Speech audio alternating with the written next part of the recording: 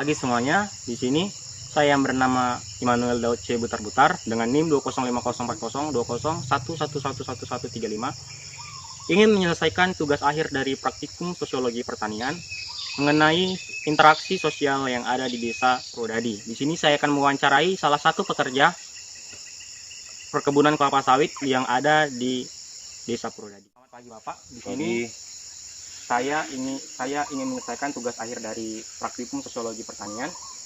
Apakah Bapak bersedia untuk diwawancarai? Silakan. Sebelumnya Bapak dengan siapa? Bapak namanya Koranlus, saya salah satu karyawan pimpinan di perusahaan ini. Si Bapak, saya akan mulai menanya Bapak. Pertanyaan pertama itu mengenai apakah pernah terjadi konflik antara pekerja dan bekerja, dan apa yang menjadi penyebab dan bagaimana cara menyelesaikannya itu Bapak? Di dunia perkebunan, kalau konflik antara pekerja itu biasa, sering terjadi.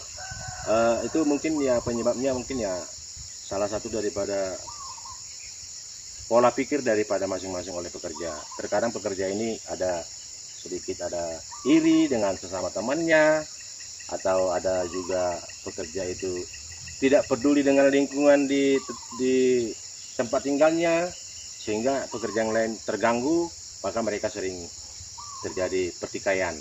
Nah, salah satu cara kita untuk mengatasinya, kita damaikan mereka. Kita bikin salah satu perjanjian di antara mereka, dan kita buat kepada mereka untuk kedepannya supaya saling tidak ada iri kepada salah satu yang lain. Jadi itu salah satunya kita buat perjanjian. Kalau kepada karyawan yang masih mengulang, kita kasih surat peringatan supaya ada efek jerah kepada mereka. Dan kalau masih mau berlanjut, ya mau tidak mau kita harus buat peringatan keras. Nah, dengan ini mungkin pertikaian ke depannya ini menjadi gambaran kepada para pekerja-pekerja yang lain. Kira-kira demikian. Baik Bapak. Nah, saya akan bertanya kepada yang kedua mengenai konflik antara pekerja dan pihak perusahaan sendiri Bapak. Apakah pernah terjadi dan apa menjadi penyebab hal tersebut terjadi, dan proses penyelesaiannya itu bagaimana Bapak? Nah, konflik antara pekerja dan perusahaan juga sering terjadi.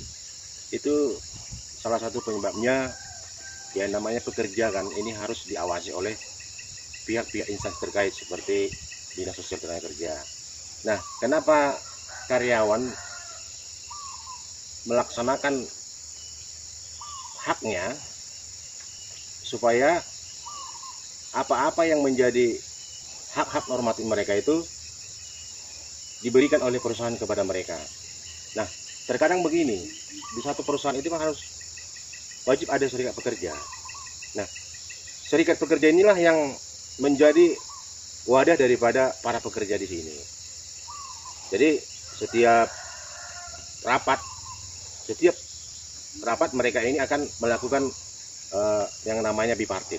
Bipartit itu artinya terjadinya hubungan yang baik antara pekerja dengan pihak perusahaan.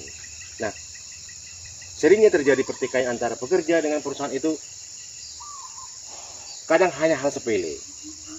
Karena mungkin pekerja itu merasa hak normatif mereka yang belum dipenuhin, itu yang mereka tuntut sebenarnya.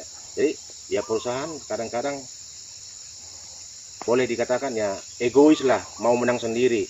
Sehingga dengan ini berkelanjutan, maka ya namanya serikat pekerja di belakangnya banyak gitu loh.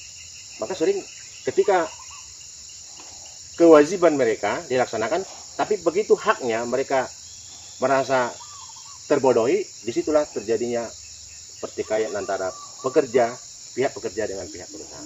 Kira-kira demikian. Nah, mungkin ke pertanyaan terakhir itu Bapak, apakah ada kegiatan yang mempererat tali persaudaraan antar sesama pekerja dengan para pihak perusahaan Bapak? Baik, salah satunya bila terjadi antara pertikaian antara pekerja dengan perusahaan, itu harus kita melaksanakan selalu silaturahmi kepada pekerja kita. Karena kita harus menyadari berjalannya dunia bisnis perkebunan ini adalah ditopang oleh betul-betul oleh pekerja itu sendiri. Terkhusus di perkebunan ini oleh pemanen. Nah, bagaimana kita memberikan motivasi kepada mereka ini supaya mereka bisa memperoleh output yang diinginkan oleh perusahaan. Maka harus dijalin hubungan yang harmonis.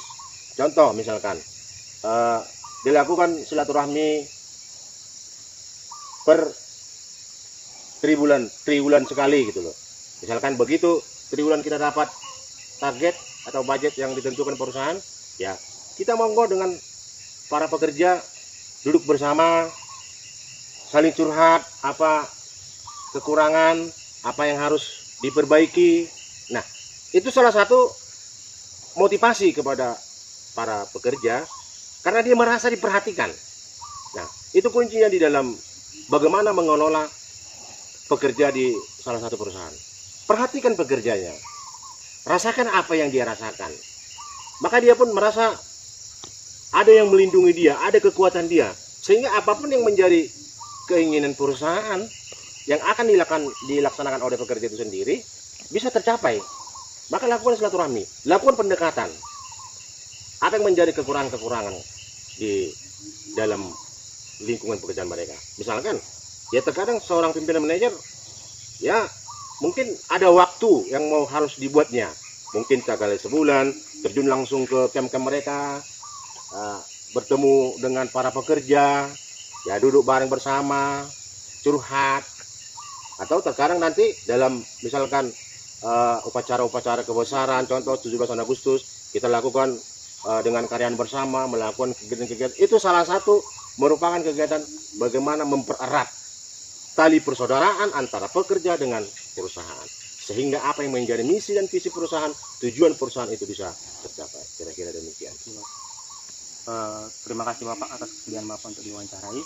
Saya rasa yang pertanyaan-pertanyaan tadi sudah cukup untuk menggambarkan bagaimana sosial budaya atau interaksi sosial yang terjadi di perusahaan ini, Bapak. Selamat pagi dan terima kasih Bapak. Terima kasih.